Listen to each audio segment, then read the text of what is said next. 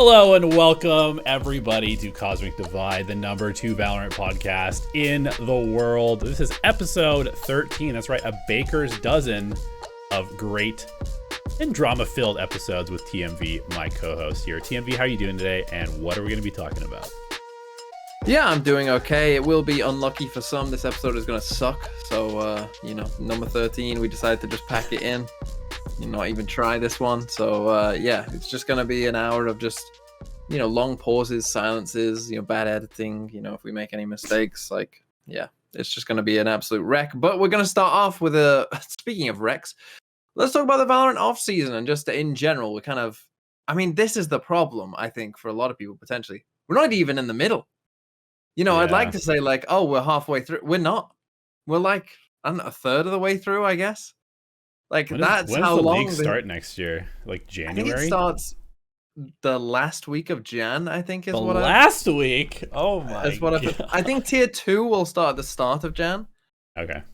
Because last year as well, tier 2 started a bit before, you might remember. But it's gonna be a long wait. So you go and have your say, Elevate. What do you think of this all? Yeah, so I when I was making this outline, I just simply wrote down Valorant Offseason is bad. I used a more colorful word, but let's not get demonetized immediately. So I just really don't like this idea of making people miss Valorant. Like, I think in theory it could be okay to take a bit of a break, and certainly the players deserve a bit of a break. But I think the biggest problem that they have with the offseason right now is that there's just nothing to look forward to. Like, there's nothing kind of like stringing us along. There's no little like nibbles of, this is exciting. This is a big tournament. I think what's really missing is some like 100K tournament or something like that. A tournament that's big enough to attract all the big teams to kind of like show off their new rosters or their in construction rosters. Maybe an opportunity for like an open qualifier to go in, so you could have like a little bit of sprinkling of tier 2 or tier 3 players getting some exposure, potentially making a run, and just having something that's sort of like a big signpost, even if it was like in mid-November or something like that. We're sitting here at the kind of like the second week of October, and Champions ended at the end of August, right? Mm-hmm. And so we've already had this kind of dry spell, and granted, Valorant has been pretty good about providing us drama, just the scene in general. There's been a lot of stuff to talk about up to now, but I'm looking at, the next 2 months and being like, what are we doing? What are we talking about? How are we going to keep this podcast alive? How do we keep the lights on, TMV? What are you streaming about? I don't even know. Yeah. And it's just like, I just want something, just periodically. It doesn't have to be every month, but just like, give me something in November, maybe give me a little bit smaller or something kind of interesting in December. And sure, there's these like, invitational tournaments, but let's be honest, like the prize pools are often quite small. They're basically just like show matches. Teams are not taking these seriously. If you take the results of these tournaments seriously, I think you're being a little bit diluted. And it would just be cool to have like at least one kind of crowning event of the offseason where everybody knows, okay, in a couple of months, there's going to be at least some like real tier 1, real serious Valorant to look forward to. And then again, we can take another break as the teams kind of like finalize their rosters before we go into the actual season next year. What do you think about that?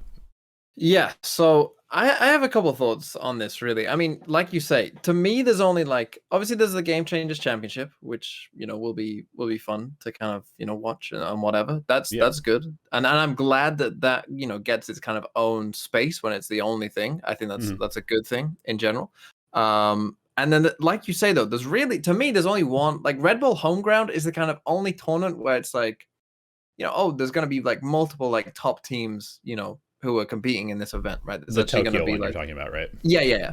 And it happened last year with the one that 100 Thieves won as well. Like that was a Red Bull Homeground. Like that seems to be the only like what I would call like a true off-season tournament, right? Or like something that you're like, there's multiple tier 1 teams competing, right? And to me, it's like, if I'm looking for like a good Valorant offseason, like every team at least once in the offseason should be in one of those tournaments, right? Yeah. Like every single tier 1 team should be in a Red Bull home ground level tournament where it's like, here's multiple teams, competing on a LAN, from tier 1, and here's a fun tournament for you to watch for, that goes on for, a couple days, 5 days or whatever, right? Like that, I think, is what every team should be in, and that's literally one. That's like, it's just Red Bull home ground every single year. And I guess this 10 invitational one was like close, but it's only 4 teams. Really, you want at least like 8 teams there, right? For me to feel like, okay, we're actually going to see like quite a few games here, right? So that's like one thing. And I've proposed the idea before that I think that this would make sense for Riot to host like their own tournament that is just like, even if it's in like this VCT offseason time, right? A Valorant Open. It's literally just like an online tournament, single elim in each of the 3 regions, or I guess 4 with China. And it's just an open tournament, and literally anyone can sign up. And obviously, like the tier 1 teams maybe start later on in the tournament if they want to start, right? Or like if you've got a core together that has done a certain like amount of points in the championship points or whatever they have next year, right? Like you start further along maybe than your 5 friends who are going into it, and then it's just a single elim tournament. Maybe even you play like, the finals or the final 4, like you invite everyone to Berlin who made it, right? So if a tier 2 team makes it all the way there, right, they get to go to, Berlin or LA or Seoul, wherever, to play in like the LAN format. Like who wouldn't watch that? Like it would be so interesting to see like, oh, this tier 1 team's playing against this, like these up and comer tier 2 players that no one's ever heard of. I think it would be super interesting. Also, though, now, so here's the thing that I think is kind of a thing to think about, right? I'm pretty sure that when they announced this partnership system and how it was going to work, lock-in was meant to be a one-off, right? I'm pretty sure that when Riot announced this, and I distinctly remember at some point, there was going to be 2 big splits, so like the big league formats. That's how I thought that they were going to organize it. And what they had kind of said prior to that, I think, is how they were planning on organizing it. I think the thing is they realized that's going to be too many games, especially if we're adding teams into the league. There's no way that we can, fit all of these games and everyone's playing constantly week after week, like, and they have to do that twice and fit in Masters tournaments and fit in the breaks in between them. Like, it's just not going to work. So instead, this year, what we've seen they're doing is they're doing like a quick 2-week thing, right? And then into Masters Madrid. In my mind, take that Masters Madrid 2-week thing, move it before Christmas, because that's, I think, what's kind of a stopping point for them is Riot have their Christmas break, like, start of the new year, like end of December break. And so obviously they can't like run a league season. It might be a bit weird to run a league season from like, hey, let's start in December and then let's do 2 weeks and then let's have a massive break and then you will come back afterwards. Like that wouldn't make any sense. But if you are going to do this instead with this like quick little tournament into a quick Masters, you could do that before Christmas and then have a break and then do a full league season after it. Like that makes a lot of sense. And I think, like you say, like the break is just too long, right? Like 3 months break is enough, right? We're playing video, like in the European version of football, like there's like 1.5 month break, like a month before their preseason. The players get a month off, and they're playing like, especially the top level. You're playing games like twice a week for some of these teams, like every day. A physical sport where you have to like run 10K like twice a week in a competitive game. And, all the training on top of that. Like, and then if there's a World Cup or a, European Championship or whatever, well, then you didn't get any break that year. And that happens twice, like every 2 years. So, like, if they only need that much break, we don't need 5 months for Valorant players. Yeah. They'll be fine. Like, they'll be okay. And people will be happy. 3 months is more than enough. And it also gives you enough time to, not have worlds collide with League and Valorant or whatever. So, yeah. That would be my idea, is to take that first Masters, if we're only doing a small tournament, into a Masters, take that, push it before, like, start it in November, push the game changes to like early November and go from there. And then I think that is probably how you solve it. Yeah, I have a couple other thoughts about this. Like, first of all, I think this open tournament idea that you're proposing would be very cool. I do think that it would be very hard to convince like these, like the tier 1 partner teams to participate in something like that, just because there's so much prize pool though. If you have a big prize pool, but here's the thing: is I think the franchise system, or like this partnered system, has caused a real problem with. It's gonna sound kind of weird, but like with motivation to play in these things, just because you're getting like the stipend from Riot. These players all have like very high salaries. I mean, even after the market contraction that we're experiencing this year, these players are getting paid a lot of money to play the game. And so like if you look at some of these more open systems like Counter-Strike or Dota 2 where it was just kind of like you either play in tournaments or you make no money because most of the money comes from the prize pools at that point, like especially earlier on in esports.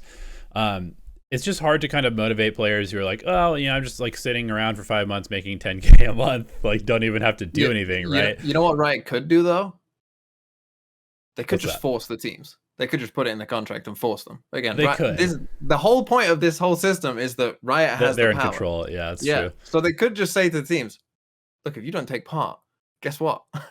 Like, what are you doing here? We'll just kick you out. Like, oh, whoops. We'll find plenty of other orgs who like, you know, oh no, we have to play an esports tournament as an esports org. Oh no. Sad. Yeah, like if I was Riot, I would just say, no, it's in your contract. You must play. You must enter this tournament. That's true. There we go.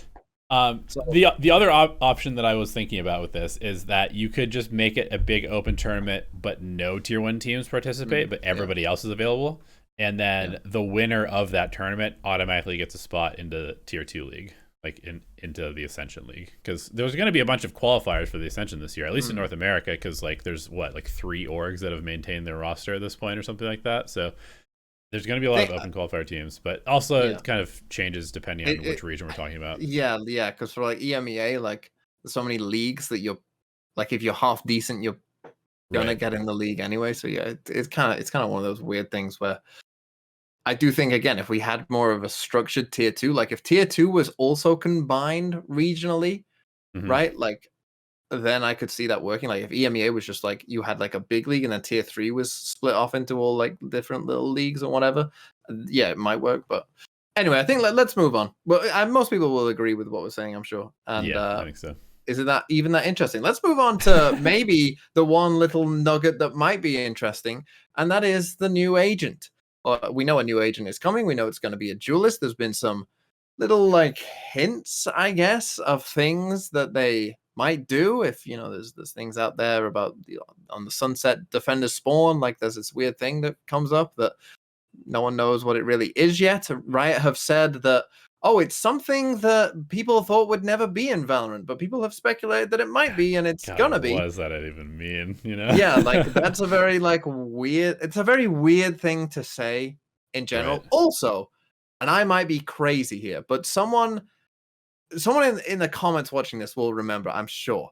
I swear to God, at the start of this year, the Riot devs, when they were talking about, hey, we're gonna have 3 new agents, I swear to God, they said one of them is someone we've met before. I don't know if you can remember this. There was like a little video that they put out about like what was coming in for this whole entire year, and it was like, oh, we're gonna have, you know, a new map, and we're gonna have 3 new agents come through the game and stuff like that. And I swear that someone if I'm wrong about this, if no one else remembers this, if I've made this up, let me know. But I swear they said, and one of the agents we have met before, and as far as I know, Gecko and Deadlock we hadn't met before. Like they existed in the lore is what I think that they were trying to say, right? That they kind of we're already mentioning kind of, you know, the Valorant lore of it. So maybe that is something as well. Well, I guess we'll find out with the new agent. But you had a theory that the thing that appears on Sunset looks like a teleporter. Now I disagree. Yeah. Well, I mean, I don't disagree that it looks like a teleporter, but go on. Yeah, I mean that's just the thing. Is like it just kind of looks like a teleport anchor to me, like or some sort of like portal opening, you know, just something like that, where it's like you place this, it has some sort of movement capability. Like I can't imagine what else it would be. I mean, I guess it could be a trap or some sort of thing like that, but I guess maybe the better thing would be to like speculate like what does the game need currently, because I feel like Riot like the agent designers are fairly active in sort of like looking at the overall like game set and the meta of the game, and then trying to, you know, plug an agent in that fills a specific gap that's happening. And obviously, you know, there's been some misses with like Deadlock. It was supposed to be kind of like a Sage alternative / also kind of like a Breach alternative, like 2 of those things combined. But if we look at the current Duelist pool, I mean, what would you say are like missing characteristics from the Duelist pool? See, I always thought that the next Duelist would be something that like Deadlock is to Sage. I thought the next Duelist was going to be like a challenge to Raze. I feel like Raze is quite unique in terms of the Duelist space. Like he's not really like the other Duelists a lot if you kind of go ability to ability. So I thought that that's what it was be, but then having seen like some of the teas and whatever, like I'm not quite sure that that is the thing. The things that they've been saying about like, you know, the card is called Bulletproof, and they were talking about like aim labs, you know, like right, saying it's like more of like stuff. an aim agent than anything Yeah, else. it seemed like it was closer to Reyna than it was Raze, which to me is like if they release like, you know, the Deadlock version to Sage to Reyna, like if they release like another agent who's like Reyna, this game is gonna be like unplayable. It's like low threats.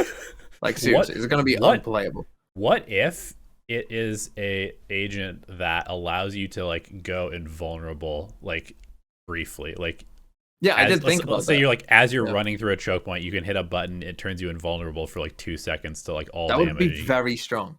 Yeah, it would be crazy. Strong. In fact, maybe too strong. Maybe unless it was an ult or something, then it would be fine. But yeah, that might be but who knows? I mean, it's one of those things. I mean, we went. When does it come out? Like a couple weeks, something like that.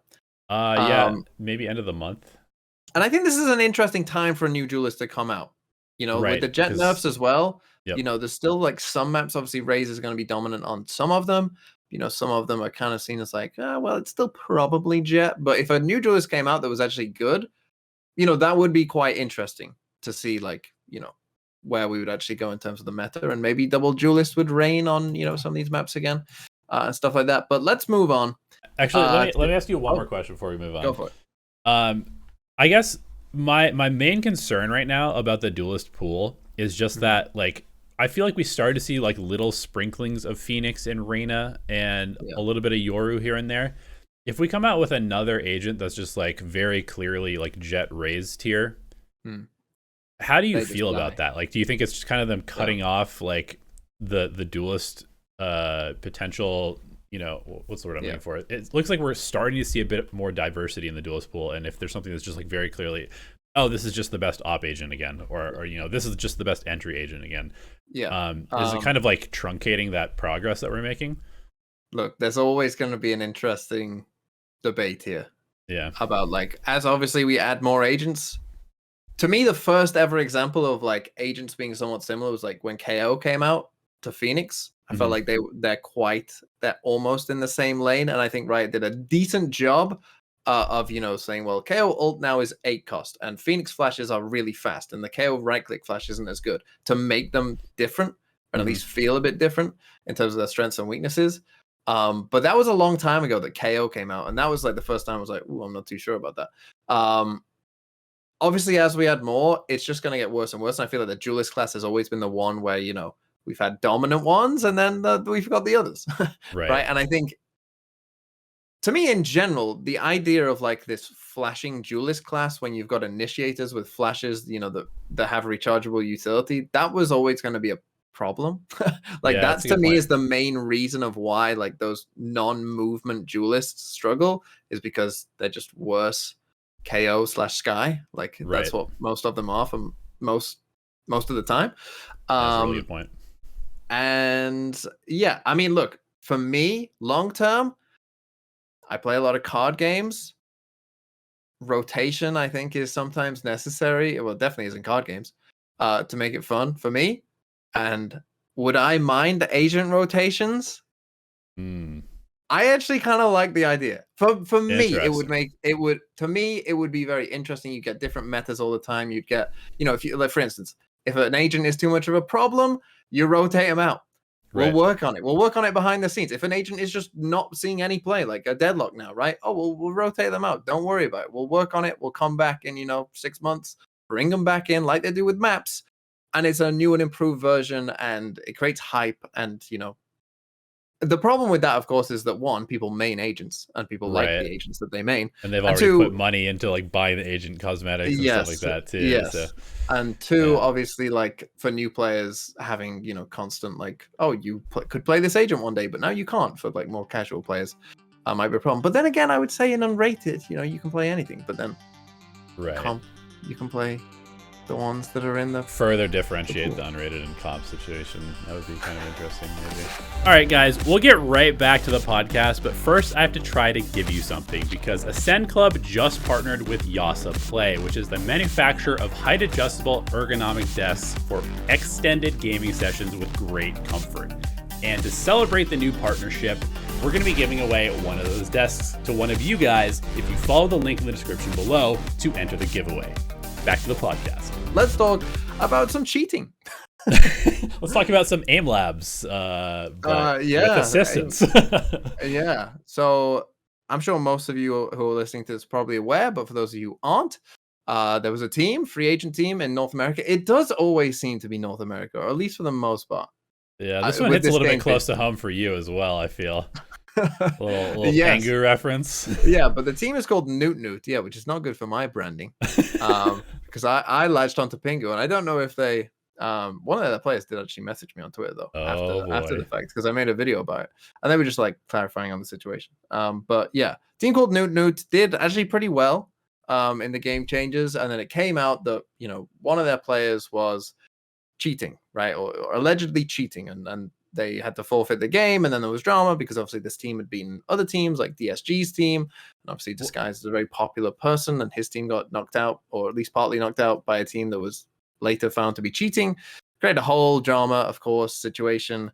Also, I think it's worth noting that there was like a lengthy tech pause during the game, and then I believe like the cheating screen came up. Is that true? Okay. I'm not actually sure if that's I wasn't true watching.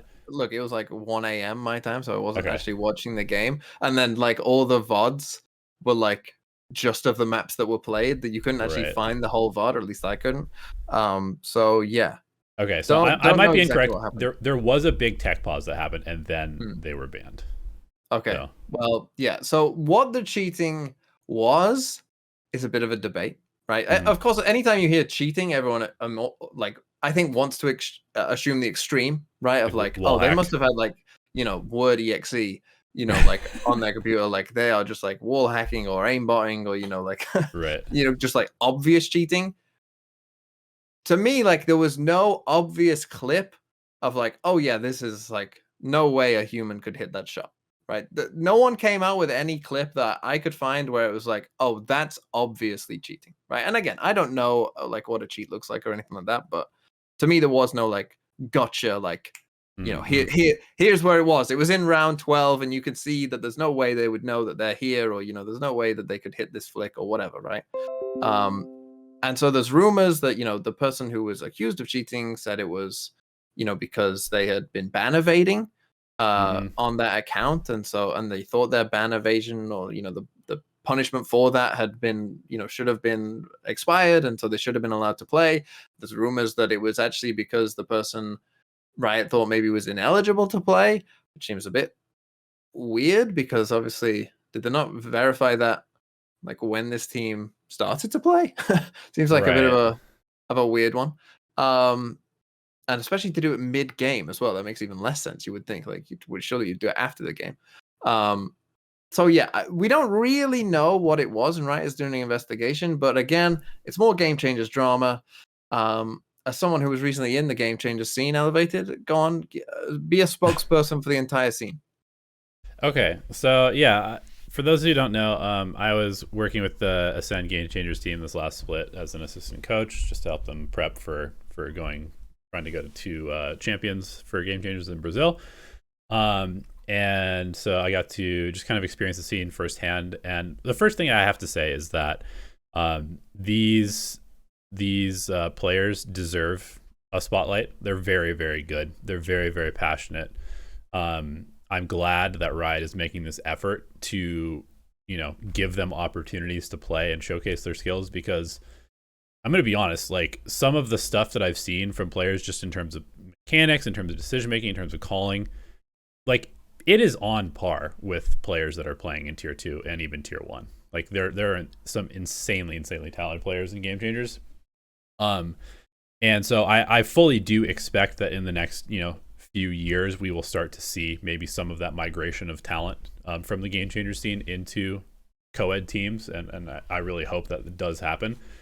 One thing I will say, I think the difference between the different regions in Game Changers is pretty stark. North America is very, very like drama fueled. It seems like it's really interesting. It's almost like paralleling kind of like early before VCT style of, it's like North America just has all the eyeballs, has all the drama, has all the crazy stuff happening.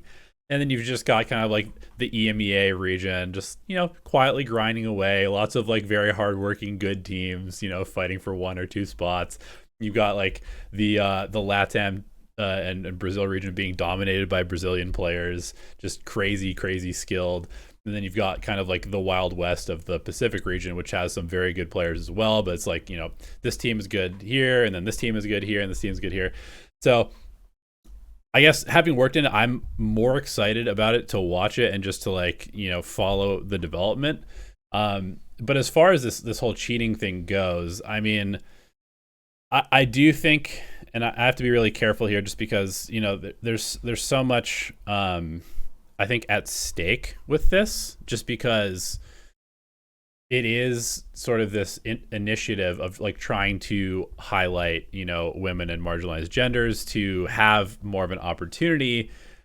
And I feel like, while all of the drama is good for eyeballs and stuff, part of it is not good for, the future and the brand, especially when you're talking about stuff like cheating, especially when you're talking about people ban evading, especially when you're talking about people, like pretending to be trans to play in these. Like, there's been a lot of that going on, and I think it's kind of to be expected because it is sort of like I would say, a vulnerable part of the Valorant ecosystem to do these types of things.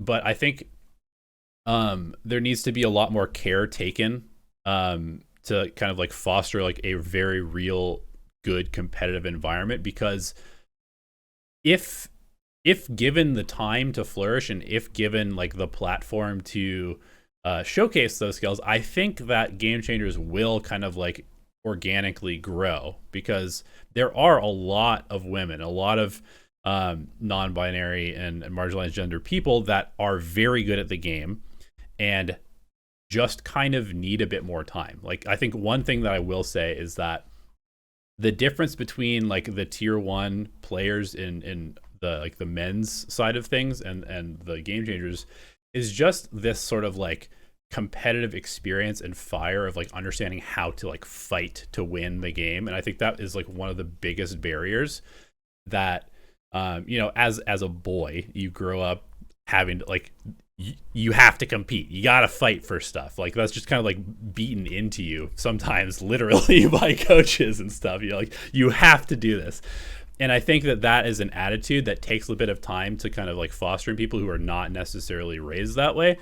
And I noticed that just in sort of the games, you could see it in Game Changers games where it's like a team will like lose a hard round, or they'll like lose a map that they're supposed to win, and then just like the fighting spirit is just like gone. And like the next map, somebody gets rolled over or something like that. And that does happen sometimes in the men's scene, but I feel like there's just a little bit more naturally kind of like competitive experience of like how to actually compete and win in these tough situations. So I guess long roundabout point, I just really hope that we can kind of, the drama is good, but I wish that it was a little bit less of these kind of like outside of game drama situations, people cheating the system, that kind of stuff. And I wish it was more, oh, this person like popped off, shot some bodies, talked shit in an interview after the game, that kind of stuff. Like, you want more Rob Wiz putting his middle finger up exactly to the team. Exactly. That kind of stuff. Less of the stuff that's sort of like bad light on the scene, because it doesn't deserve the bad light, but it's getting it because of some bad actors. Yes. That was an interesting insight, I think, someone who's been in the scene. I think that was quite interesting. Shall we move on though? Cheating bad. There we go. The hot take. Our next topic is going to be about C9. Speaking of a team that I don't know where I'm going. Yeah, I don't know where I was going to go with that. Yeah, cheating 9. No one, as far as I know, on Cloud9 has been accused of cheating. But they did win the 10 Invitational in Korea.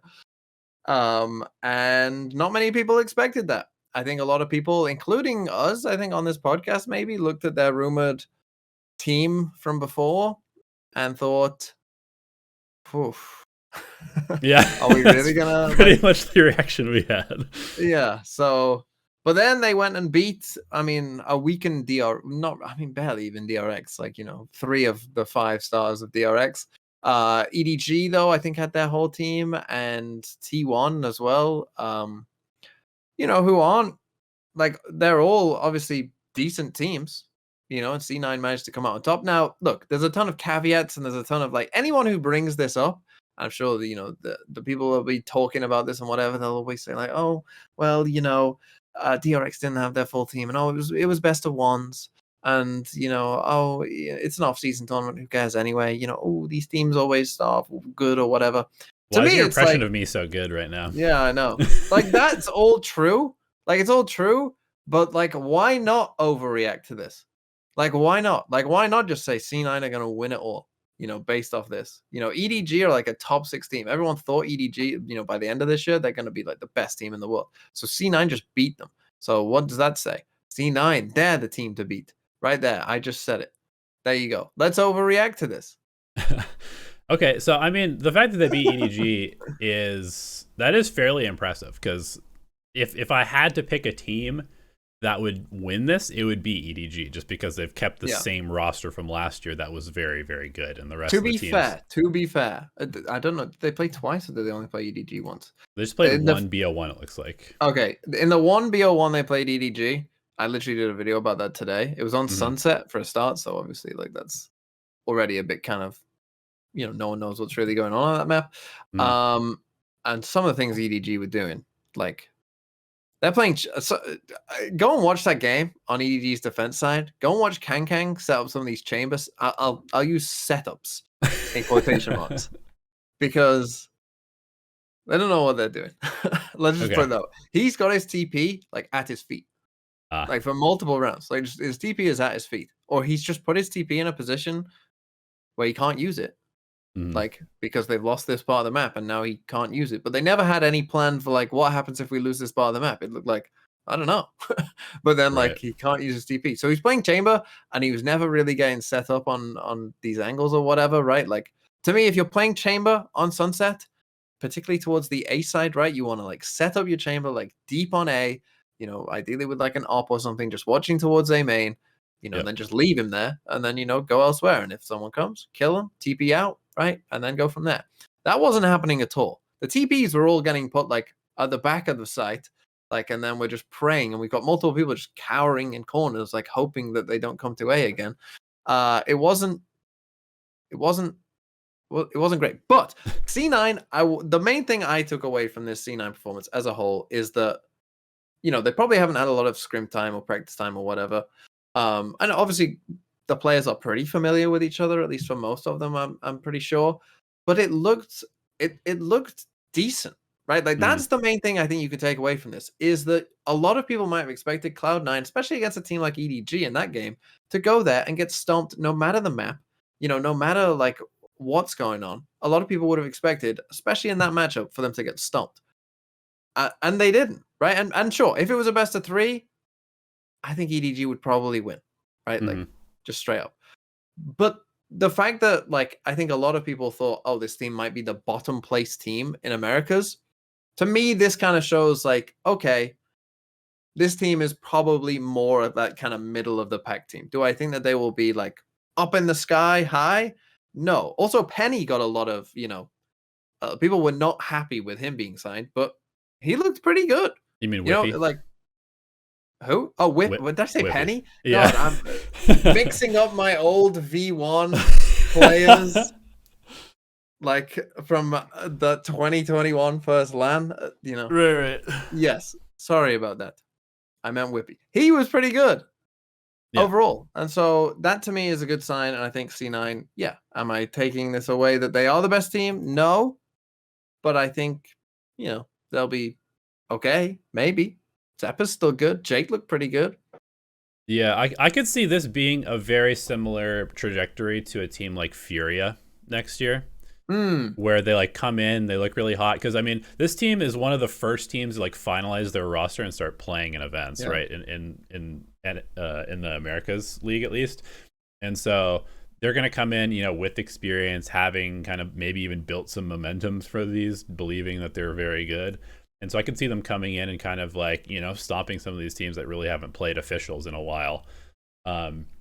But I will say that something that we've kind of always seen with these IMI coached teams, with these vanity led teams, is that it seems like they kind of run out of gas after a while.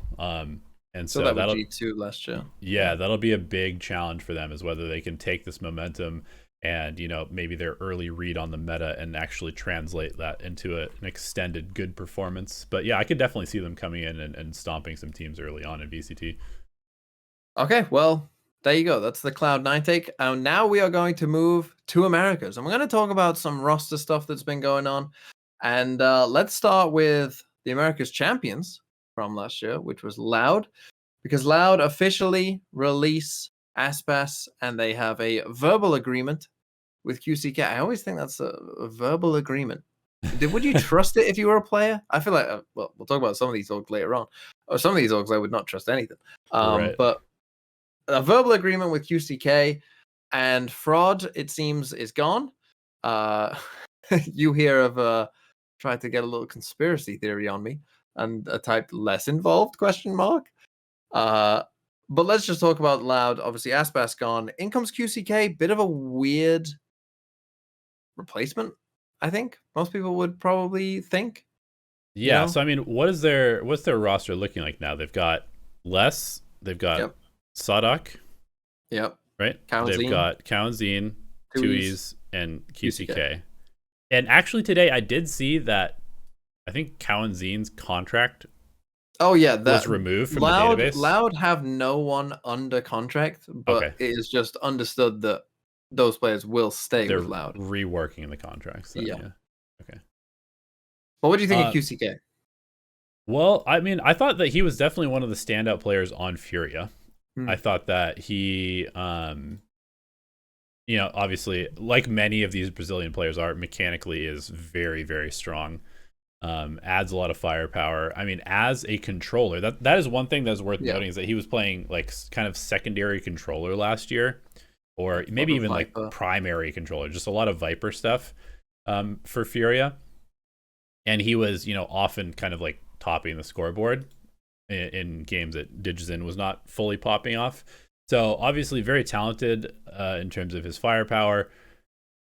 I assume he is coming into play that, because wasn't there a rumor that Tui's was going to move to Duelist for this team? See, there was that rumor, but I think that QCK now is going to be the Duelist. I swear I read something somewhere that he impressed Loud as a Duelist, and his most played agent overall in his entire career is Jet by quite some way. Yeah. Viper is second, and then his third most is Reyna.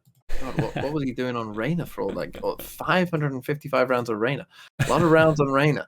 And then there's a bit of Raze in here as well. So he's probably going to be the Duelist. That looks like what he was playing before. Maybe he was on Furia. And the problem is, it's not going to be Aspas, is it? Like that's always going to be. It's always tough for these players. Like you come in, and you're like a direct replacement for one of the best players in the world. That's a tough ask. And look, Loud survived the changes last year, right? With Sassy and Pancada not being there.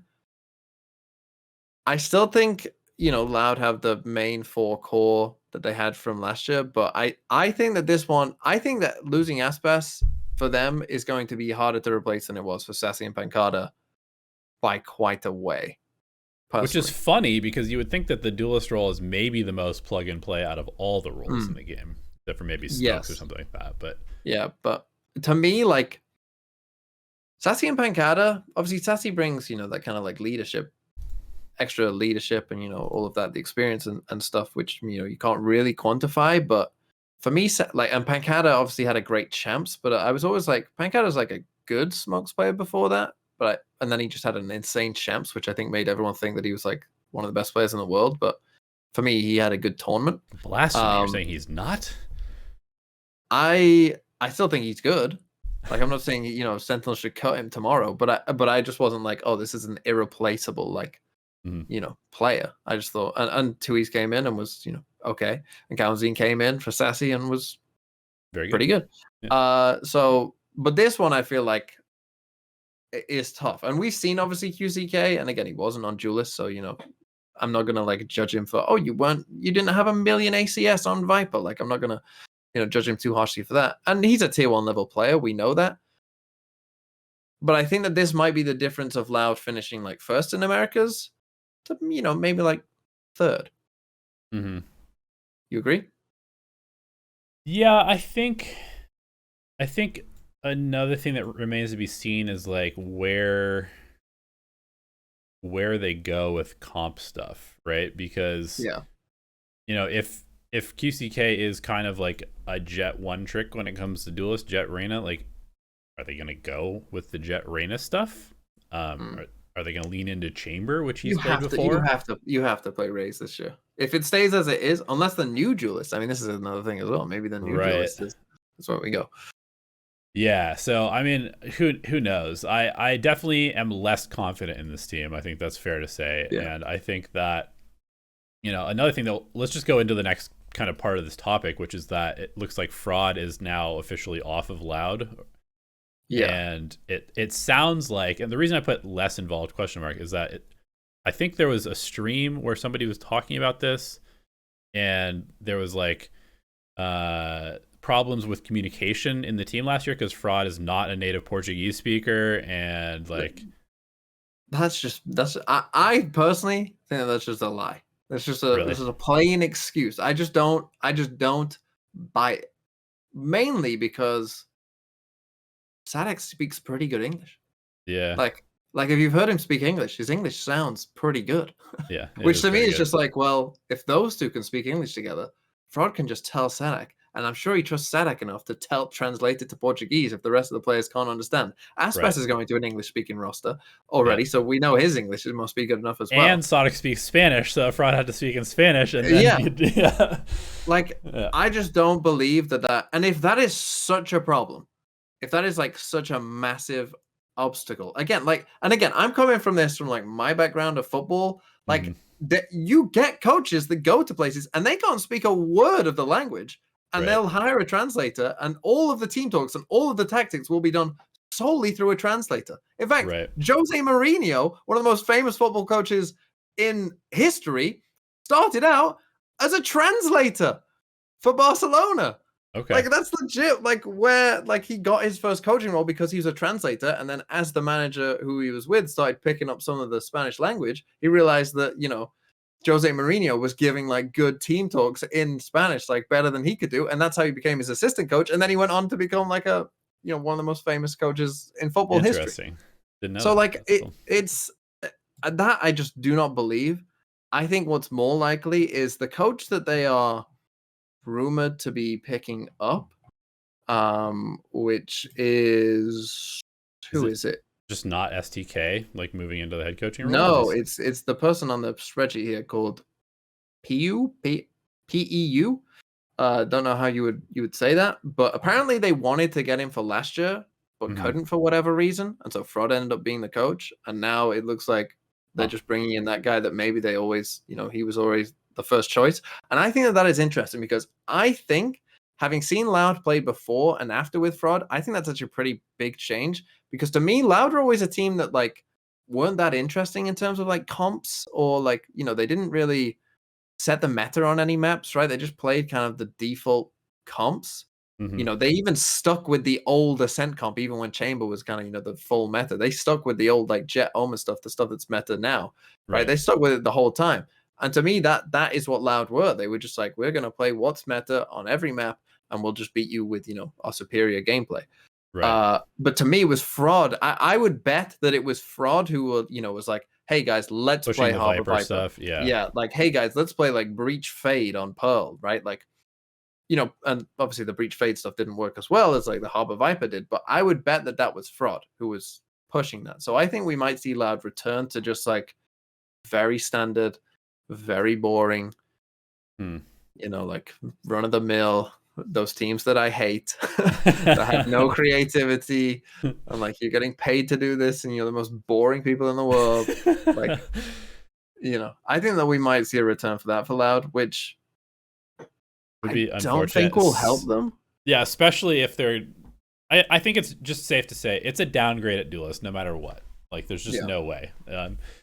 I also am. I think it's really interesting that it just seems like you said, it just seems like the trajectory of this team when FroD first of all went to be their assistant coach when he was under Bazooka during their championship run, and then became the head coach. It just seemed like this team was very like adaptable, very like they seemed to be able to just kind of like roll with the punches, and obviously the replacements, and they integrated them well. You have to give some of that credit to the coach, right? It can't just be the players.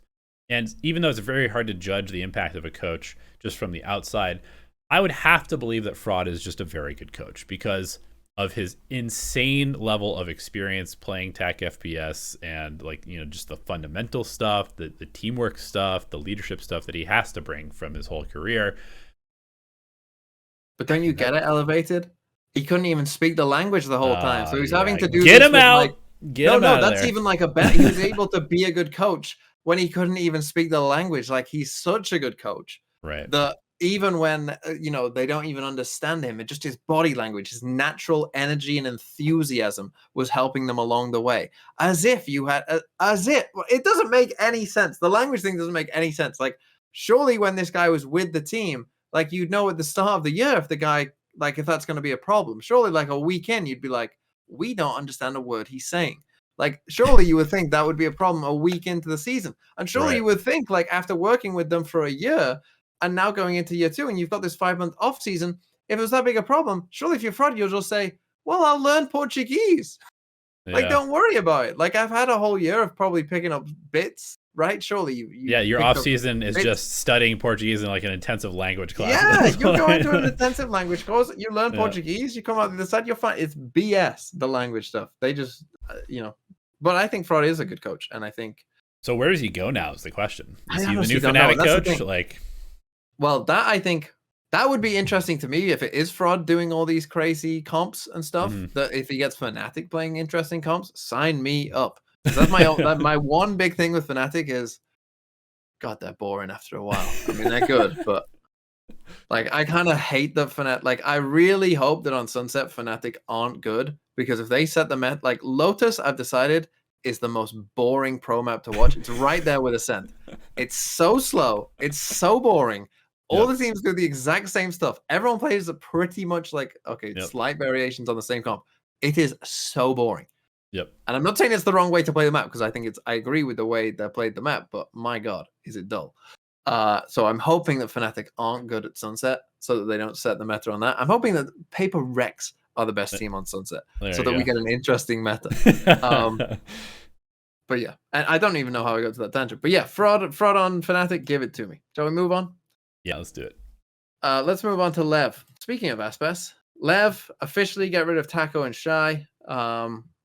They're bringing in Aspas and Tex, supposedly, yeah. Which is a weird one. But getting rid of Taco and Shy. Taco, I don't know what'll happen to him. I assume maybe he's gonna go play in tier 2. Like, I feel like there's probably no opportunities in tier 1 for him, unfortunately. But Shy has gone to crew. We're pretty sure, which makes sense. Shy's a good player. Kind of a weird one. To me, that feels more like probably crew just offered Shy maybe a better deal. Yeah, because it doesn't really, like, Shy's a good player, right? And he's a good player. And replacing him with Tex, not that Tex isn't a good player, but it's just a weird. Yeah, changing the roster into an English-speaking roster, and yeah, it's just a weird one. Yeah. But this new Lev team, there's going to be a lot of eyes on this new Lev team, especially when if you are signing someone like Aspas. Yeah, people are going to expect a lot. People are going to be expecting this Lev team to be like top 2. You think so? I think expectations are going to be high. I think anytime you sign a player like Aspas, obviously we'll see what happens with EG, but like, who do you think is going to be Who do you think the expectation is higher than for Lev? I mean, Sentinels, just because I they're mean, Sentinels. Sentinels because of their fan base, but like Yeah. take the 12-year-olds out of it. I'm offended. Like maybe EG if they stick together because of the contract jail. We'll get into that in a second. But yeah, I mean, I guess that's true. I don't know. I just feel like Leviatan do not have like the brand value, I guess, and I guess I'm speaking as like an NA perspective. I'm sure in South America and Latin they have a bit more. But I still think teams are probably going to be looking at, at a crew, at Loud. In fact, let me ask you this question: Lev versus Loud, with the rumored rosters, who would you take? We're thinking it's King, Noswer, Mizzino, Aspas, and Tex. Is that correct? Yes, against Loud, but without Aspas and QCK. There's so much firepower on that team. But they also don't have. Do we have a coach yet? Because Onur is not coaching them anymore either, right? Yes, apparently it's rumored to be Goat, who was, I think, Koi's assistant coach last year. Interesting. Okay. I don't know much about him, but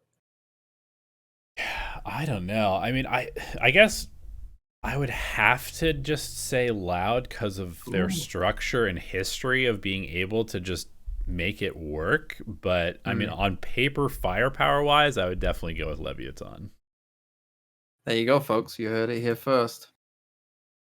Anyway, yeah, I think it's I think that Lev will, for people, right? Okay, you're right. People who are more casual won't expect a lot of Lev. They will have heard of Aspas. Maybe if they, maybe they'll know of King, and they'll probably be like, who cares, right? For people who I think though who are like into the scene, who are keeping up with this stuff, I think, sometimes I go on Plat Chat, I talk with Sideshow, and he's always been a big like Lev, believer, let's say, in terms of like thinking they can do damage and stuff. And myself, I've always like thought this team, like they're almost there, right? They're almost there. And I think getting Aspas, I just wouldn't be surprised if they were very good. Okay, early Leviatan belief. Let me ask you one more question before we move on to the next topic, which is, if you had to rank Crew, Loud, and Leviatan, how do you rank them? Oh, so okay. cNed gets some help and firepower from Shy. He rejoins Melzer, who was his teammate in the past. Yeah, I don't know much about MTA, who's apparently playing for Crew here. I would go. Oh man, that's tough. I would put Crew third. Okay. But I think the Lev Loud debate is a super interesting one. Now that I'm thinking about it though, I am with you. I feel like Loud, you just have to trust Loud. Honestly, if anyone in Valorant, I trust Sadak. If Sadak was not on this team, obviously totally different. If Sadak was gone or coaching, I'd be like, this team's dog. But with Sadak, give me Sadak. The thing is with Les as well, it depends if you get a good Les game or not. But yeah, I'll take Loud just because I trust Sadak with my life. Okay. I guess. And yeah, I don't know how to segue this though. We don't need to talk about Lev anymore. Let's talk about the worst org in esports. I'm sure there's some scummy orgs, like especially like smaller orgs and like. Yeah, let's not talk about the ones that they come in, they scam their players for 6 months and then they leave. They're probably worse, but EG for like a long-lasting legacy org. We're talking the longest history in North America, maybe, of full-time running an org. I don't know. It's certainly up there. Yeah, that's tough though. All right, let's talk to me about EG TMV. Tell me. So for those, let's set the scene. Let's set the scene first. So EG won champs. I'm sure most of you are aware of that. Then they've got this team, right, that everyone likes. But apparently EG want them all to take half of their salaries, which the players are like, what? We don't want half of our salaries. We'll go elsewhere and get other salaries that are higher. And it was sprung on them, and it was apparently known before champs, but they didn't tell them because they thought it would hurt the morale potentially. So, which is probably true. Yeah, that was a good move by EG to win champs. However, Then the players try to go to other orgs. They want to go to other orgs. But then the problem is EG have written on the contracts, you need to sign over your firstborn child, Nate Shot. If you want this, if you want Boostio, give us your firstborn or whatever it is, right? You're not getting Boostio unless you give us a ton of money and your soul. And so basically no one can get these EG players because we're in an esports winter. And the thing is, are any of these individual players and pieces like, worth this massive buyout when maybe we could just find someone else who's like almost as good, but costs a lot less, right? Like that's how a lot of these other orgs are going about it. So basically, EG have just completely screwed over their entire team and almost like, I guess, kind of forced them into taking a pay cut. Right, because if they want to play in tier 1 next year, because they have been essentially held with this buyout, and I think there was even some rumors that EG rejected like $100,000 buyout for Ethan and Demon 1 or something like that NRG had offered them. I saw that earlier on in the offseason. And so basically at this point, EG, because they have, they've shopped around, I guess, as it were. Like, oh, you want this player? Let's pump the buyout a little bit higher. They can basically do whatever they want with these players at this point, where it's like, you want to be able to play, you want a job in tier 1, here's the lowest salary in the league. You don't want that? Okay, you don't have a job because all the other teams have already signed their players and the roster lock is over. So they are really, really kind of stepping on these players as far as what they can do. Yeah, signing for EG right now, whether you're in Valorant, like with their Game Changers team or their main team, it's like signing. It's like signing your soul over to the devil. Like it literally is. Like you're gonna be a good team, apparently. In both Game Changers and the main roster, like you're gonna have success. But for it, you have to pay. Right. You have to pay the price of being locked in here with us forever. That's basically what EG are doing. And again, it's going to be interesting to see. This is in a couple years' time when apparently these Riot contracts, for the partnership system, like end, right? So apparently it's like a 4-year deal with all these teams. Obviously, we've done one now. So in like 3 years' time, it's going to be very interesting to see, what Riot thinks of these orgs. It'll be super interesting to see if they kick anyone out because, we've seen like different levels of, like Cloud9 obviously had some problems and whatever, right? We've seen like different levels from some of these orgs in terms of some of their behaviors, let's say. But EG, I think they're pushing it. If I'm Riot, I'm thinking you're pushing it. That's what I'm thinking. Yeah, and also, I mean, I don't know how much you've read into this, but there's also talks behind the scenes about EG potentially being acquired by, I think right now is it the Fosun Group that owns the Wolves, something like that. Anyway, I've heard that the Wolves, the Wolverhampton Wolves, are potentially football team. Yeah, they're potentially starting their own Valorant team in China. Yeah. And therefore, EG would then have to lose them as a sponsor, so they would lose even more money. And I think I've also heard rumors that EG is for sale potentially as an org. And here I go, spouting these rumors out. They got me in trouble last time with the French fans. But, I mean, who cares about EG? Let's be real honest. Yeah, who's coming at you, right? Like, that's the thing. You come at, like, a French org, they're going to come at you. You come at EG, crickets. Right? Yeah. You can't hear anything. No one's coming at you. Yeah. Who's going to come at you? The CEO? Papa Com? I mean, I'm pretty sure that Papa Com is ready to fight EG's board of directors at this point as well.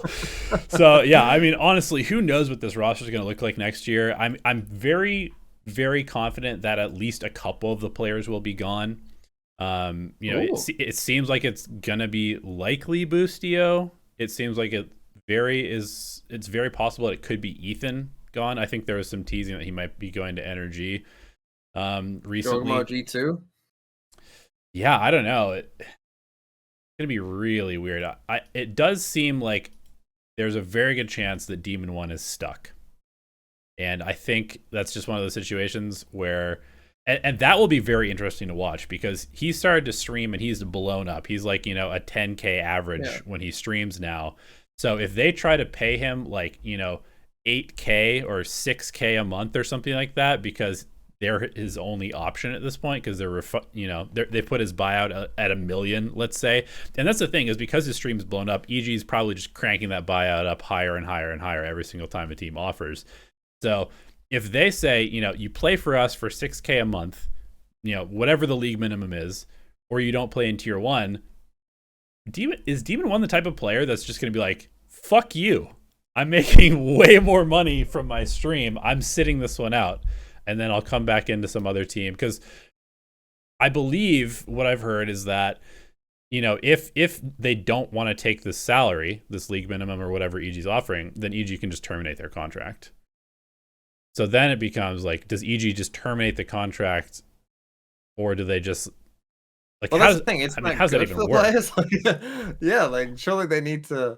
They can't terminate them because then someone else could just sign them. And without a buyout, like obviously all the EG players, someone would sign them like straight away. You would drop, like you would literally, like you could be a day before like the opening day of the season. Yeah, like these teams would probably be like, oh, the EG players are available or something. Sorry, roster that we were gonna, you know, run with. EG are available now, so we're taking them.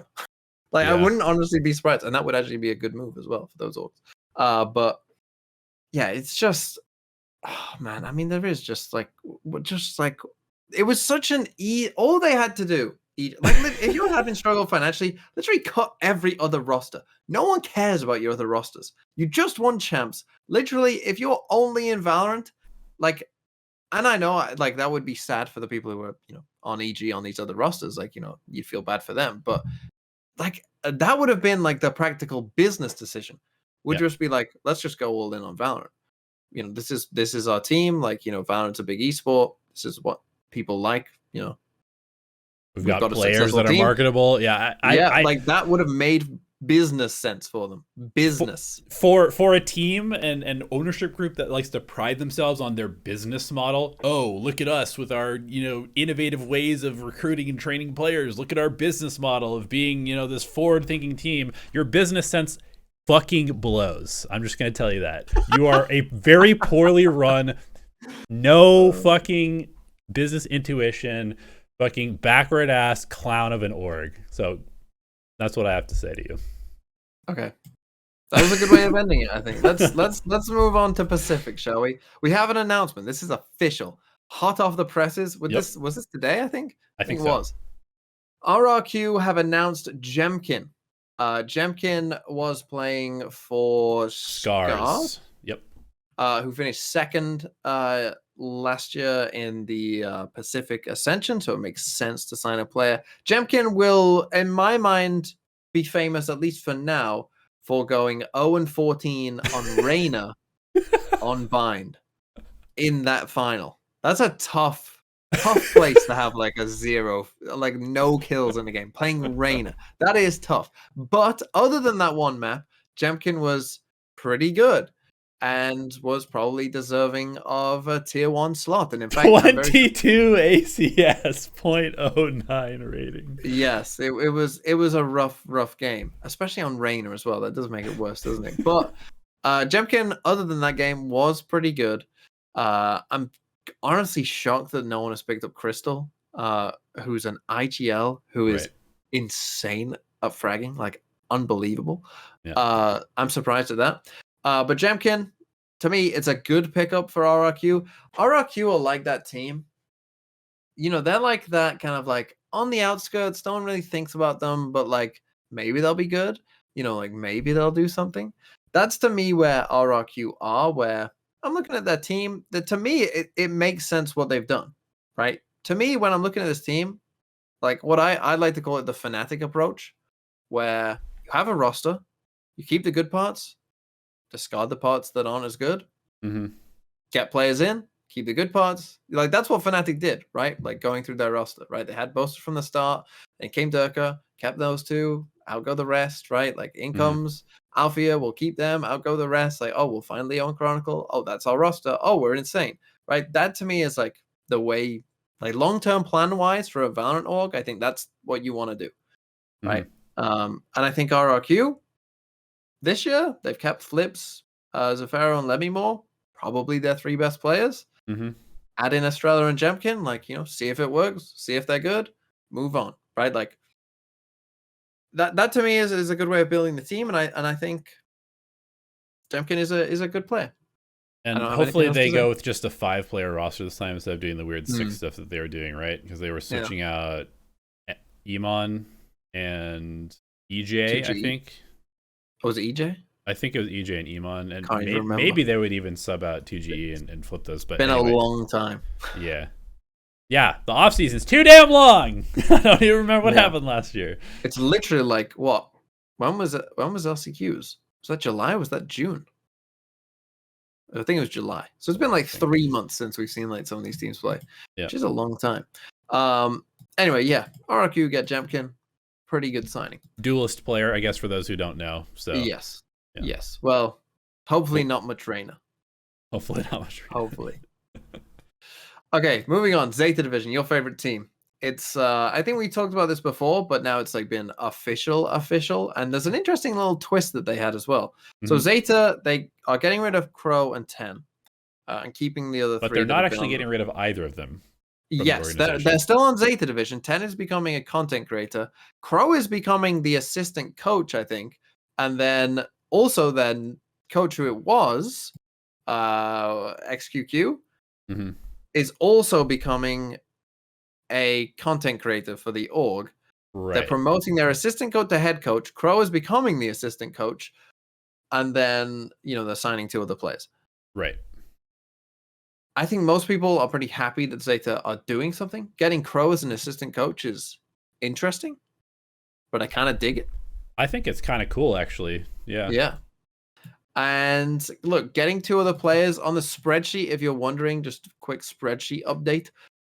It does say here that there's a player called Hero Ron, who's Japanese, who seems likely to join, and then for the 5th slot, no one knows apparently, or at least Flynn, the spreadsheet god, doesn't know. And look, I think people will be happy no matter what, even if those players that they bring in end up being, not even that good, right? People will just be happy that at least they tried something, and even if it doesn't work, right, that's fine. At least you did something. At least we weren't stuck yet. Yeah, so Hero Run is assuming that he is the one that gets signed, Sentinel main, just like hardcore Sentinel, Killjoy Cypher, like all of last year.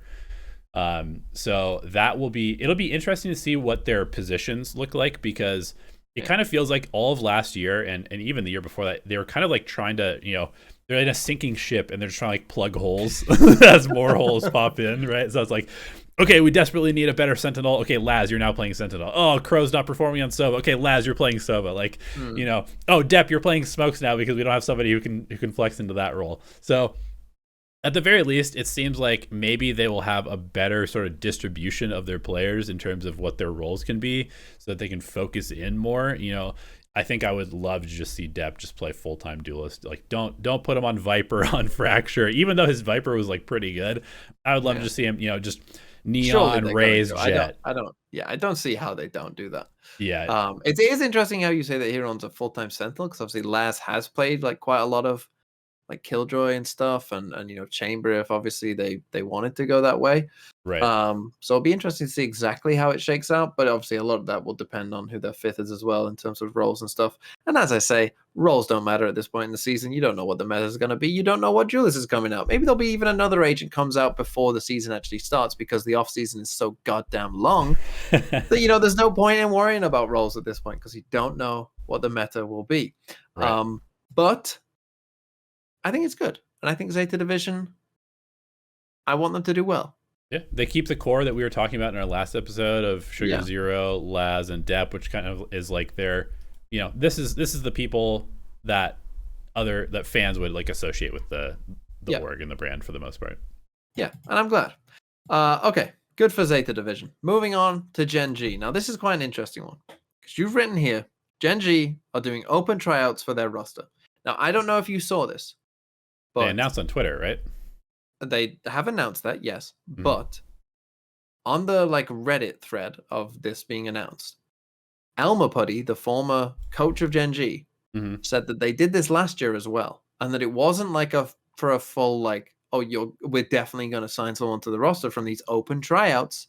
It was more of a kind of like, hey, if we find someone who's insane, okay, yeah, we'll sign you, right? Or maybe like we'll sign you as a reserve player, right? If we think you actually have potential, but maybe just like a bit of a raw like player, but you have the potential.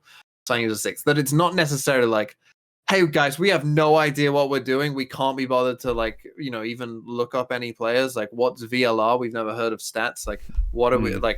The only way we can do this is open tryouts, I guess. Like, it's not that like they're just desperately searching for anyone who will play for GenG. It's more that like this is just like an extra, like maybe option, and who knows? Maybe you find Demon One, right? And all of a sudden, hey, there's our new player. And actually on the spreadsheet as well, it does have like multiple players, at least like 4 of the 5 it seems are like likely in place for GenG. So it's an interesting way of going about it in general.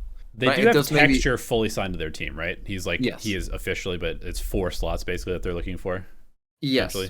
But it seems like Meteor is going to be on the team. On the spreadsheet here, it has Munchkin and JoJo as likely pickups for them as well, and then Intro is like a maybe could be a pickup as well. So it seems like they're already somewhat in the process of having some semblance of a team. So I wouldn't read too much into this, other than it's an interesting like way of going about it, I guess. Which honestly, like, yeah, go for it. If maybe you do find someone who's just insane, right? Yeah. Like you never know who will turn up to an open tryout. And yeah, NFL teams have open tryouts. You can go to try and get onto an NFL team. In fact, Adam Thielen, who played for my Minnesota Vikings, was literally an open tryout, like an undrafted player who just turned up, and worked his way up, and is now like in the top 100 in touchdown receptions all time. So if it works in the NFL, it can work for GenG. Yeah, absolutely. And here's one thing that just immediately caught my eye as I was looking at the player recruitment tweet that they made, or or whatever you want to call it.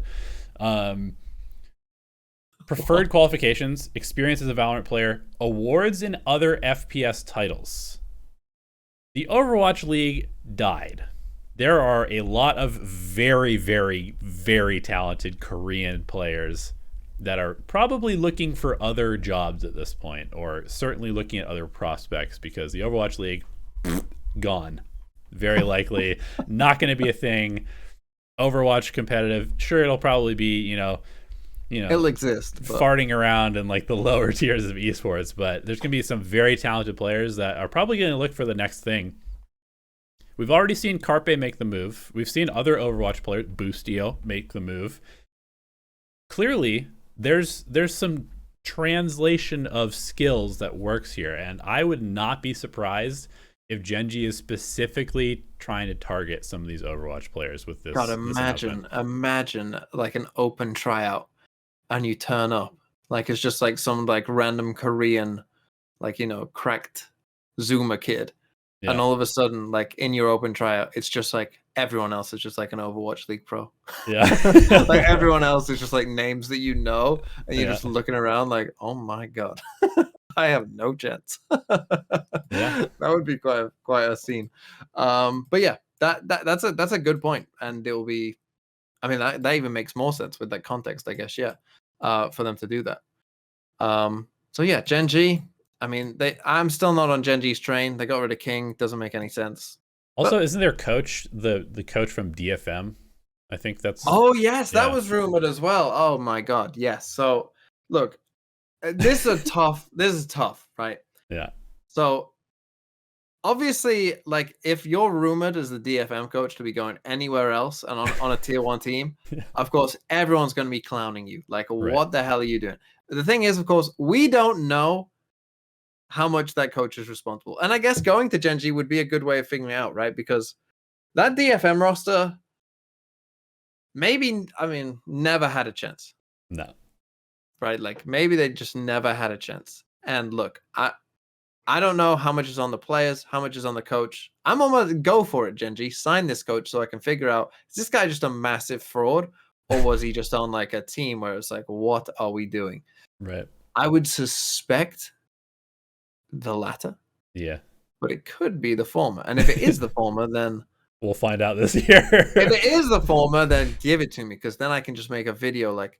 Because I've decided that this year, what I need to do for more clicks and views is do what Sideshow did to Comic Core. I need a team to just constantly roast. And if I need it to be GenG, they're already like they dropped King, and I didn't like that decision. So, if this guy is just a complete fraud, give it to me, because then I'll start a whole series on why GenG are so bad, and we can laugh at them.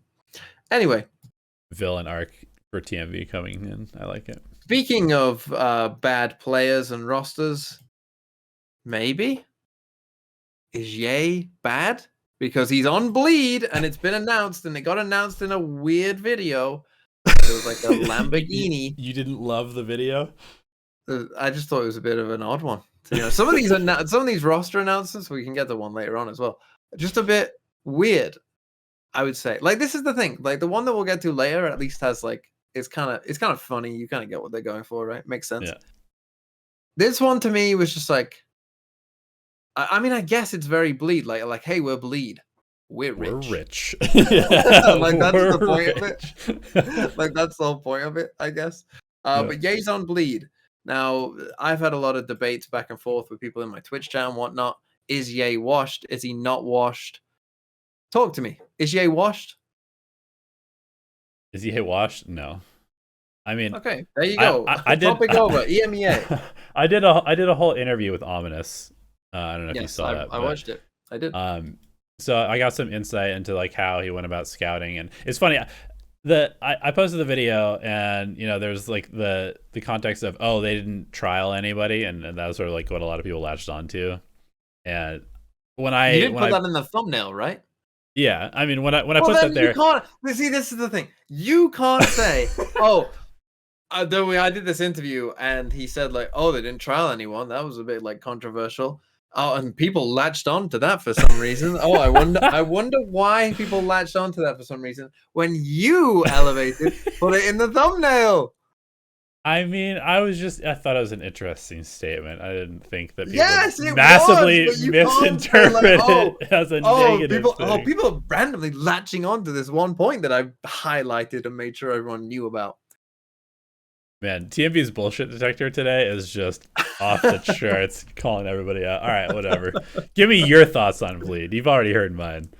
Yeah, I think it's interesting, at least. Well, like, my main thought on this is, who knows if Ye is good or not, right? I think the DSG was probably a situation where no one could succeed, right? We've seen multiple clips coming out.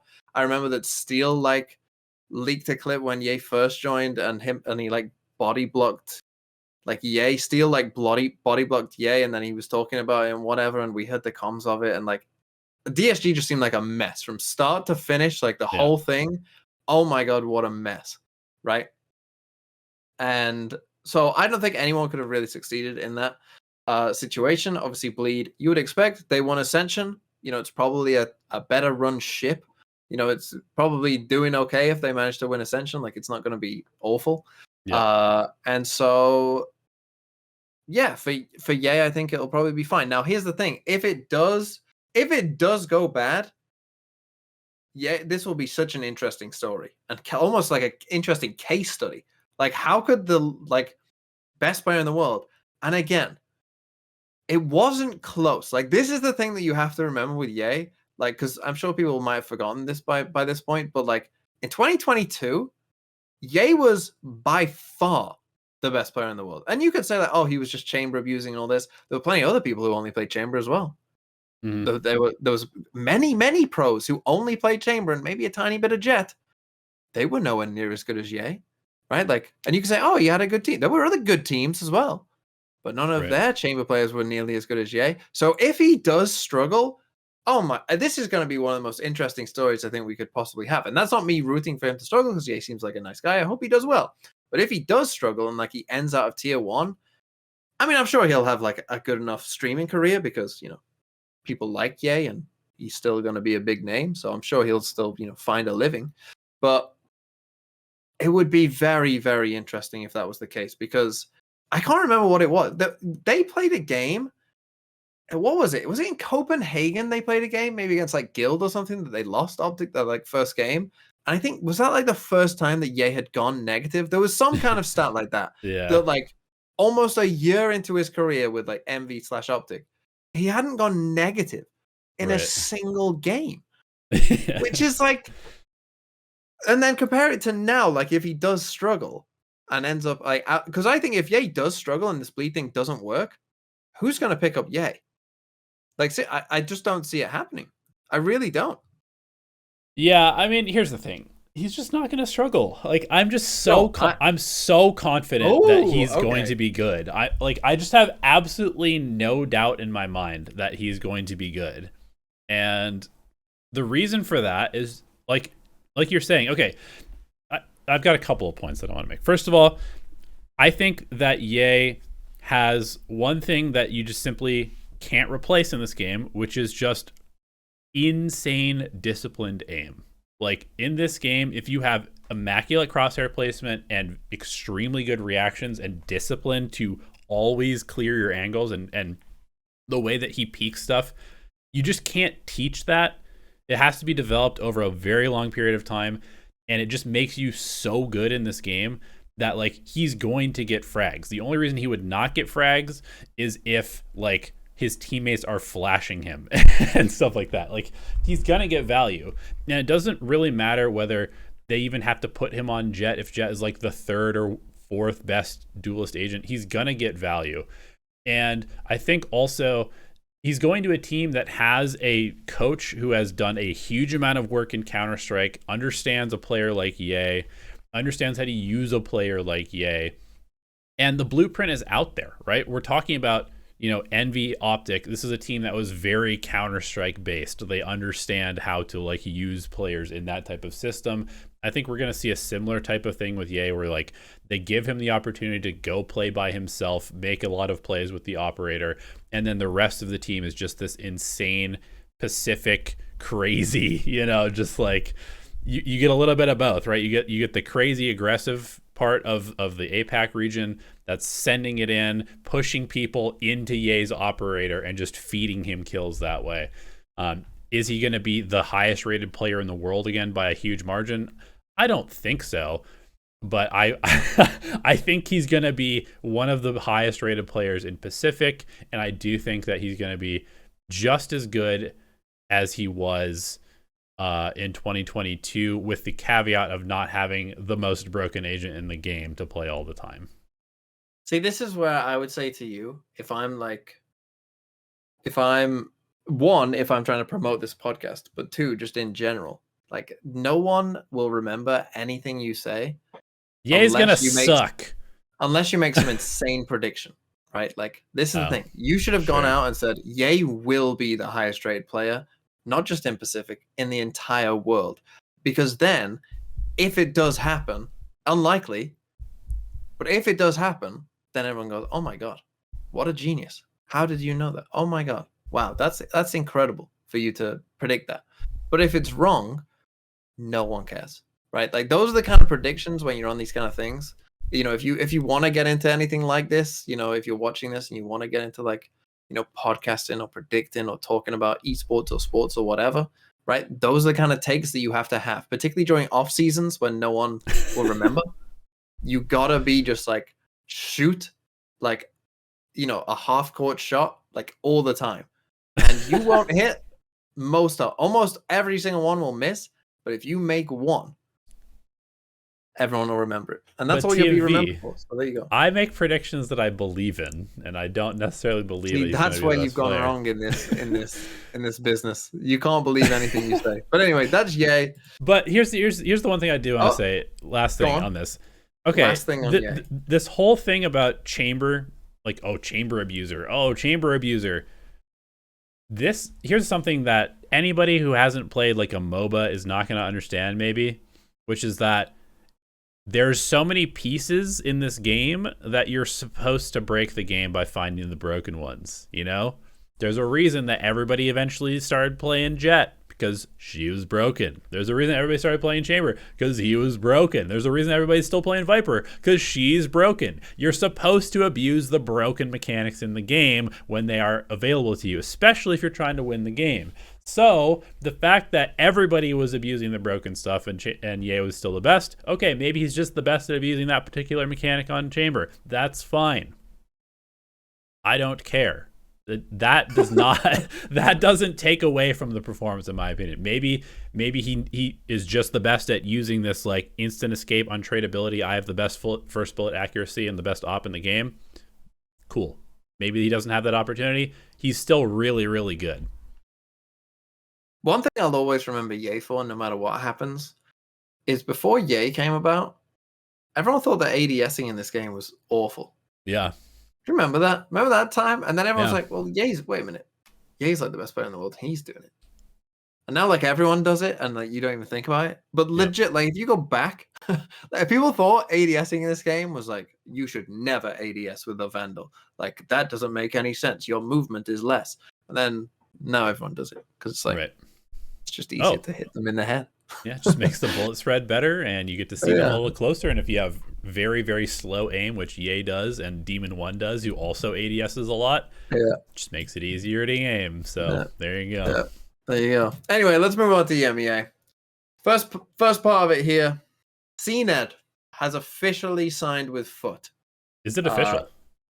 Have I jumped the gun again?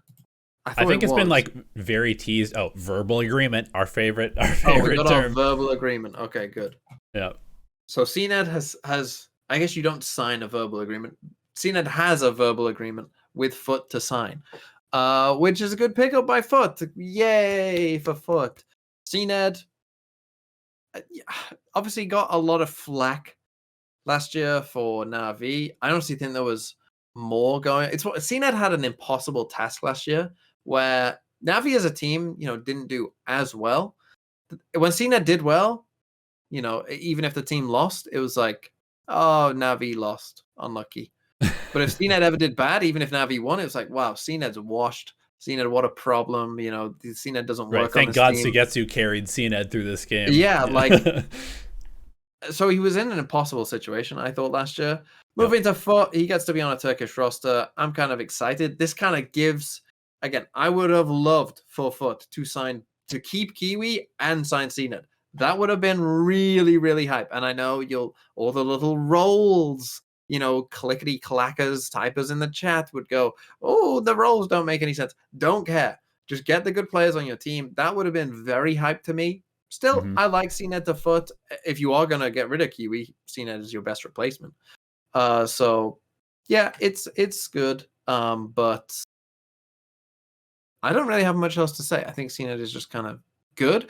It will be nice if cNed could improve his raise, particularly if we end up in a similar method to maybe where we are like right now. That might help. But I don't think Kiwi was particularly good at raise either, which is the interesting thing. He was like Jet Neon primarily. Yes, but you could probably get away with that more last year than you could, like, if it does stay the same as it is now. So yeah, we'll have to see. I think it's a good signing. Do you think it's a good signing? Yeah, I mean, I think it's a good signing for both parties, and just the fact that I feel like cNed probably would benefit from taking like a step back. Not that FUT is like a step back from Na'Vi, but like a step back from kind of being in the limelight. Yes, exactly. He's going back to like a place of comfort, playing in his native language, playing with the Turkish scene that he kind of came up in, and maybe just letting them put him back on sort of like a comfort, like, oh, you're not trying a new agent every single game. We just want you to play the operator over and over and over. We just want to play simple Valorant with good aim and high aggression. And I think that sort of like return to back to basics approach would maybe benefit him a bit. So I'm happy to, speaking of players who abused a mechanic, cNed was probably the best at abusing Jet's escape mechanics and just like the quick peeking with the operator, jumping through smokes, jumping corners, that kind of stuff. So we'll see, are these mechanics gone for good? And does that mean that the player that that abuse them the best is also gone for good. I think that this season will actually be a very important one for cNed as far as like where he actually ranks in terms of, you know, top level players. Yeah, I was just Googling why is it called Limelight? Because I was like, what? Okay. Why is it called Limelight? Do you want to know? Inform me. Yeah, absolutely. In the early 1800s, theater stages were lit by heating a cylinder of a mineral called lime. The result was an intensely bright white light. The word limelight came to have its figurative meaning of at the center of attention in 1877. So there you go. Thank you, Professor. No problem. Okay. cNed. By the way, you should probably rebrand yourselves as Thinking Man's Valorant, the Valorant Professor, as like a tagline. I think that would be good. You could start wearing like knit what, you sweaters. Want me to dress like a professor? Yes, like knit sweaters and slacks. Yeah, maybe like a monocle. I think you'd fit in really well with that persona. Maybe one day. If you like that in the comments, let me know if you want to see TMV as the Valorant Professor. I think that would be sick. Let's move on. Speaking of old man, Mixwell has retired. Sorry, Mixwell, that's a unnecessary dig, and you aren't even that old. Like really, like in like society terms, Mixwell isn't that old. He's like 30, right? In gamer terms, pretty old, right? In terms of esports, quite old. But that makes sense because he's retiring. Now, Mixwell is known as, what is he known as? Like the godfather of Valorant in Spain or something? Maybe it's not godfather, but something like that. Yeah, he's famous. And yeah, he's known. He's a known player, but he has retired, and I wish him well with whatever he does. Yeah, next topic. Wish him well. Good luck. No, I think one thing about Mixwell that I kind of wish is that he had just really leaned into like the Viper Sentinel role earlier on instead of always trying to go back to being like the primary opper, because I thought he was pretty darn good playing the anchor and just playing kind of like the passive stuff.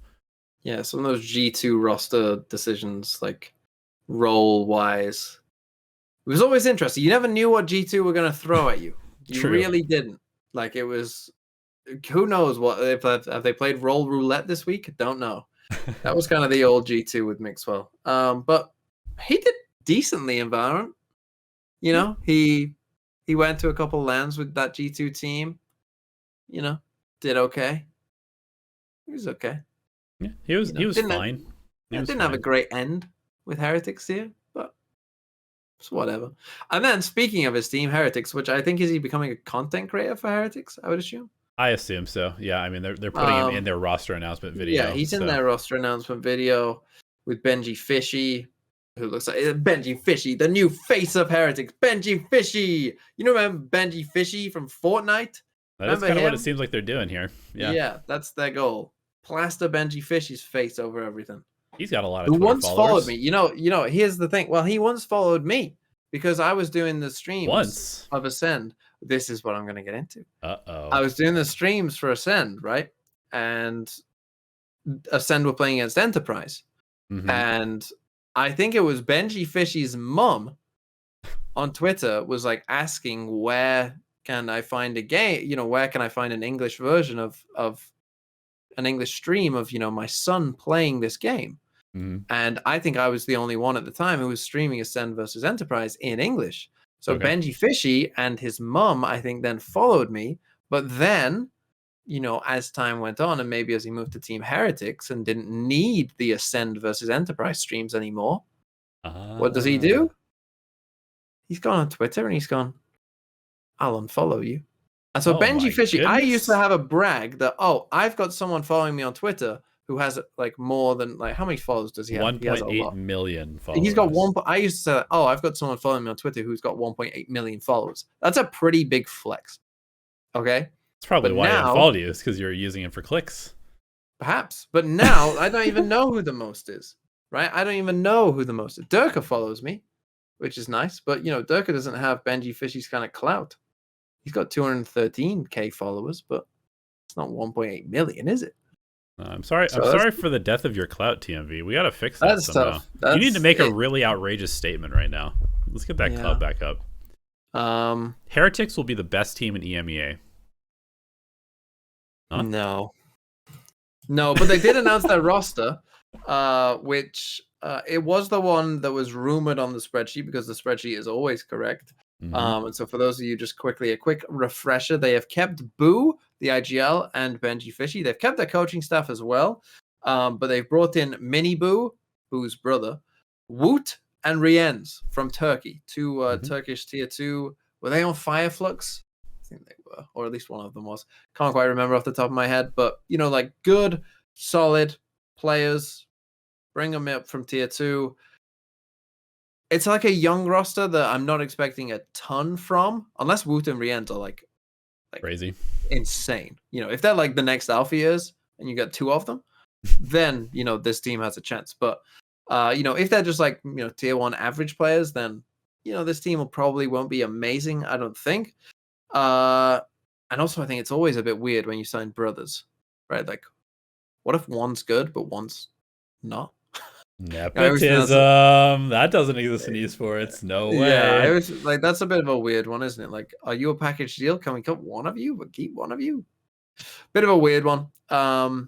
Maybe that's what the Carmen Core drama was, is that Navarro was secretly trying to cut Scream from the roster. French fans, what do you think? That's what I heard. There's a rumor. Let Elevated know his DMs. But what do you think of this team, Heretics? Just looking at that, in fact, out of 11 right now, where will they finish in the EMEA League? Team Heretics. Who is in EMEA? I think they'll be below Fnatic. I'll give you that. Don't say one.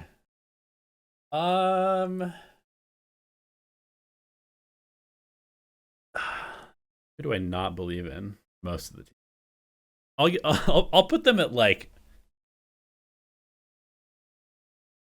You keep showing 8. I kind of like agree with that, but I don't want to agree with you because this is a debate podcast. I'll put them at 5.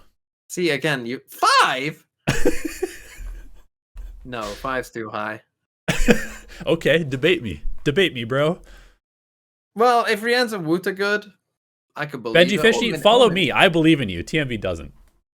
Well, this is the thing. I've got to strike down revenge for unfollowing me. I mean, that is like kind of a crushing one, because like to unfollow someone, and I don't even tweet that regularly, so it's not like I'm tweeting a fellow like Brit too. Yeah, it's not like I'm tweeting a bunch and he's gone, well, I don't want to see this. He's like, I don't tweet. Like, I think the whole thing is just like a complete mess anyway. Really, I'm only on there to get the spreadsheet. Like, so, like, he has like sought me out. Yeah. He's gone like, who am I following? And purged me. And it hurts to be purged. I mean, he's only following 1,200 people, so he's specifically. Is he following that many people? You got to be kidding me. No, but he curates it. I mean, he's got a good ratio. But he's following cNed YouTube. He's following some randoms in the scene, some various game changers players. I see you, Benjyfishy. Shoot your shot. Bro, seriously, this can't be real. This can't be real. And I don't. It's not like I ever did it. You got axed. He targeted you. Call him out. Challenge him to a 1v1. Oh, and he beat me in a 1v1. What's something you Brits would do? A duel. An actual duel. Let's see it. No. TMV versus Benjyfishy. Gauntlet has been thrown. He has 1,200. He's following over 1,000 people. I mean, that's too many people already, right? like I'm gonna be honest with you. How do people follow? Like if something happens in Valorant, your timeline is just like everyone's reacting. Like if you've got 1,000 people and like it's mostly Valorant stuff, like it's just like boom, boom, boom. Like do you need everyone's take on the same thing? God, is that not? How many people am I following? Hold on, how do you even check?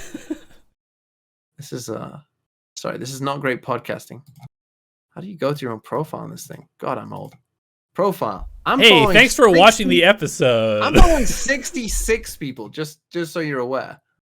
So like I'm following way less, and you're one of them, Elevate. So yeah, like I should be. Explain all my takes are good. You know what I bet it was? I bet it's this. I'm not sure if I followed him back. Oh, TMV, you probably didn't. You gave him the cold shoulder. He was like, "Oh, I thought we had this British brotherhood." I was the only person in the world who Benjyfishy was following who wasn't following him back. That's I was like probably that guy. that's like he swiped on you on Tinder and you just didn't respond. You ghosted Benjyfishy. You had an opportunity to build a bridge between countrymen and you failed. Your It's fault, tough. TMV. It's tough out here. Not much to say really. Maybe he thinks we're like in different generations, which honestly, I'm kind of at that age. Like, I know you're like, what Watch generation it. are you? Like, Watch baby it, boomer buddy. or something? Like, you're old. I'm kind of in that fringe, 97. Like, I'm on that edge. Like, anytime you do like the generations where they cut off, everyone's always like 96 or 98, or it starts in like, I'm very much on the cusp of a generation. Yeah, you don't Um, exist. Whereas Benji, I think, is in the next generation, whatever they're called, after me. But yeah, tough one for TMV, tough L. But I think that's all we've got. That's all we've got. I enjoyed it, especially this last part about Benjyfishy. Yeah, got some good lore. Wait, your tweet just came up on my timeline. Good. Absolutely nobody follows. Well, we're not going to read about that. Holy, not going to read that tweet on this. There's nothing bad in it. I think I haven't read the whole thing, but it's about geopolitics, and so It has it's nothing not to do with suitable for this podcast. I'll read it after this and talk to Elevate about it afterwards. But thank you for watching this amazing episode. Amazing. Top tier episode of Cosmic Divide. I'm sure you all enjoyed it. Yes, subscribe to the Ascend channel. If you're not subscribed to the Ascend channel, how the hell are you going to know when we release these things? Because it's not like every week. So it's not like there's a regular super structured pattern to this. They just kind of come out when they do. So subscribe so that you don't miss it, because we'll do this when we do them.